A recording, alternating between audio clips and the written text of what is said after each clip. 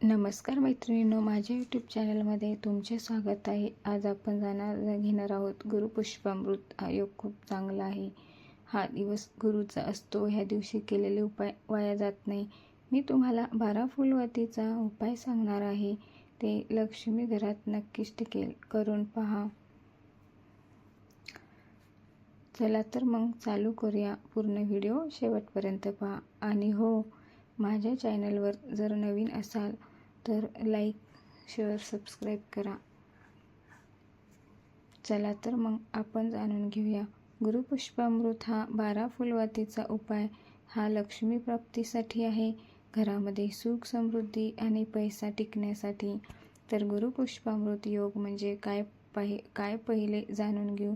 गुरुपुष्पामृत योग हा अत्यंत शुभ मुहूर्त मानला जातो.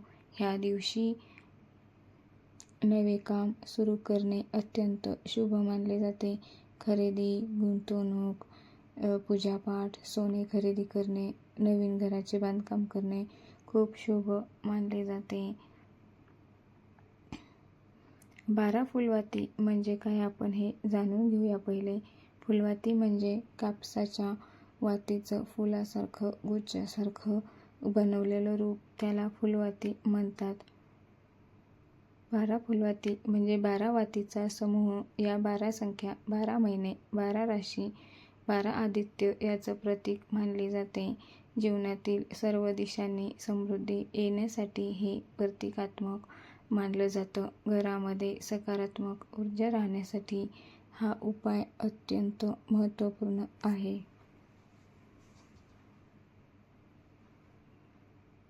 उपाय करण्यासाठी लागणारे साहित्य काय आहेत आपण जाणून घेऊया.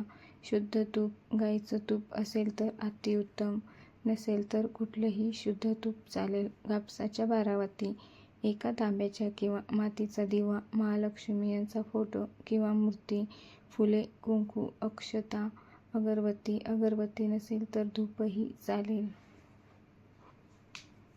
उपाय कसा करावा हे पाहूया आपण. नंबर 1, घर स्वच्छ करणे. सकाळी लवकर उठून घर स्वच्छ करावं. पूजेची जागा विशेष स्वच्छ ठेवावी. देवघर पूर्ण स्वच्छ करावं. स्नान व शुद्धता असावी. स्नान करून स्वच्छ कपडे घालावेत. शक्यतो पांढरे किंवा पिवळे वस्त्र घालावेत.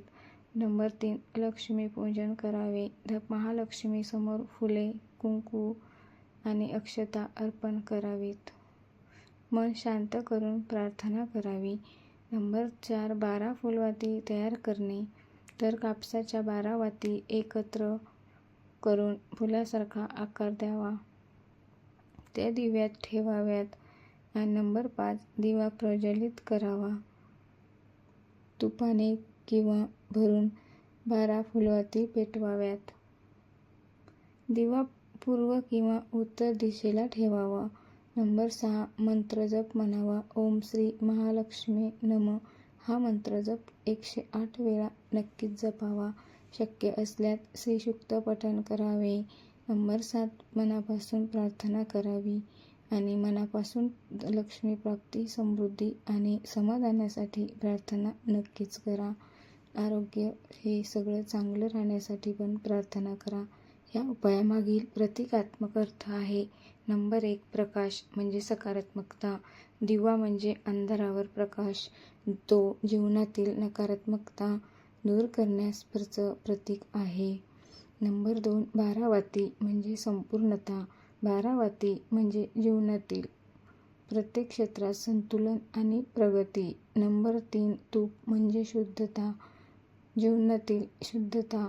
तुपाने लावलेला दिवा शुद्ध आणि सात्विक ऊर्जा निर्माण करतो. आणि महत्त्वाच्या गोष्टी आणि काय काळजी घ्यायची हे आपण पाहूया. हा उपाय श्रद्धेने आणि शांत मनाने करावा आणि मनात सकारात्मक विचार ठेवून करावा. नक्कीच तुम्हाला अनुभव येईल, मी खात्रीने सांगते. फक्त उपाय करून काहीच फरक करत बसू नये. कष्ट आणि प्रामाणिकपणा तितकाच महत्त्वाचा आहे. लोभ किंवा अति अपेक्षा न ठेवता प्रार्थना करावी. नियमितपणे स्वच्छता ठेवावी.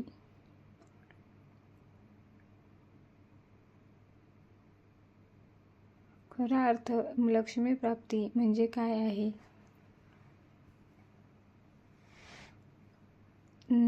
लक्ष्मी प्राप्ती म्हणजे फक्त पैसा, समाधान, आरोग्य, सुख, समृद्धी, कुटुंबातील आनंद, मानसिक शांती हे सगळं मिळणं म्हणजेच खरी लक्ष्मी आहे.